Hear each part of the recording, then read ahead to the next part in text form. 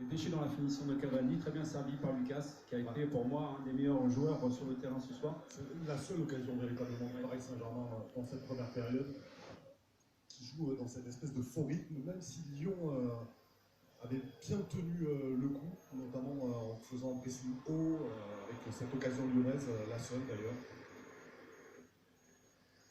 Très belle envolée de Sirigu quand même sur cette action.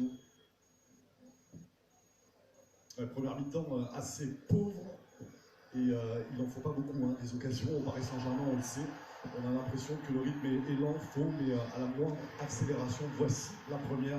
C'est ce but de Zlatan Ibrahimovic, inscrit de la poitrine.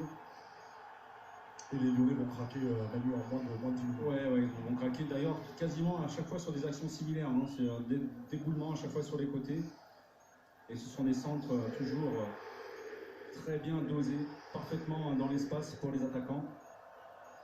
Et c'est vrai que la défense lyonnaise a éprouvé beaucoup de difficultés ce soir. Et ça, c'est le second but en deux passes. Les Parisiens se retrouvent dans la surface de réparation. Position légèrement en jeu d'Ibrahimovic sur cette reprise. Il finit très bien. Il ouvre parfaitement son plat du pied pour ajuster le gardien. Alors, en revanche, le dernier but, on va le voir après. Celui-ci, on le voit, il est légèrement en position de hors-jeu, donc c'est très difficile pour le corps arbitral de pouvoir déceler ce hors-jeu. Mais sur le troisième but, quand même, c'est très ambigu quand même, parce que même dans notre position de commentateur où on n'était pas en position vraiment sur la ligne, comme l'arbitre assistant, et on a senti qu'il était hors-jeu avant de voir le ralenti. Donc, on revoit cette action en position de hors-jeu flagrante de Edinson Cavani et d'Adrien Rabiot.